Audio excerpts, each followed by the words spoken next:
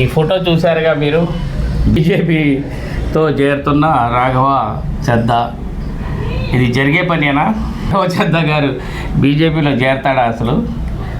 మరి BJP government ఏం చేస్తుందో అనేది మన పార్లమెంట్లో ఎలా మాట్లాడాడనేది దేశమంతా చూశారు.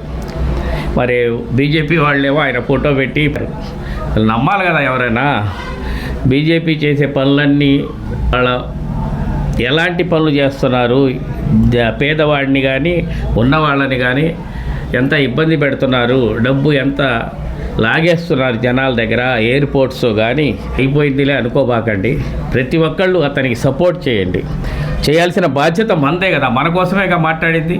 పేదవాడి కోసం కానీ ఉన్నవాళ్ళ కోసం కానీ వాళ్ళు చేస్తున్న పని కరెక్ట్ కాదు, ఇది సిస్టమ్ కరెక్ట్ కాదు. ఓటింగ్లో ఓటు వేయించుకొని మనల్ని పరిపాలించేటప్పుడు జనాలకు ఉపయోగపడే పనులు చేయాలా ప్రతిదీ అనేదే ఆయన మాట్లాడింది. మరి జనాల్ని దోచుకుంటున్నారు, ఇది కరెక్ట్ కాదు. కంపెనీలు ఉన్న ప్రతి కంపెనీ, సెల్ కంపెనీలు కానీ మరి ఎయిర్పోర్ట్లు కానీ ఏదన్నా కానీ మరి దాని మీద ప్రతి ఒక్కళ్ళు స్పందించి ఆయనకి సపోర్ట్గా ఉండి, ప్రతి ఎంపీ కూడా జనాల గురించి మాట్లాడితే బాగుంటుంది అనేది ప్రతి ఒక్కళ్ళు అనుకుంటున్నారు ఎక్కడ చూసినా.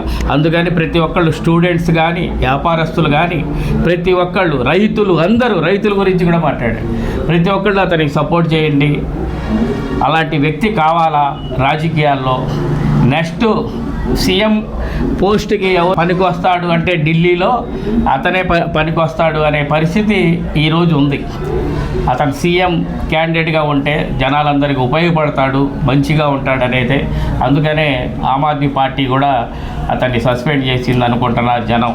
ఎందుకు ఇతను పెరిగిపోతున్నాడు, ఇతను రేపు సీఎం క్యాండిడేట్ అవుతాడేమోననే భయంతో వాళ్ళు అలా చేశారనుకుంటున్నారు. అందరు కూడా అతనికి సపోర్ట్ చేసి ప్రతి ఎంపీ జనాల గురించి మాట్లాడతారని మనస్ఫూర్తిగా కోరుకుంటున్నాం.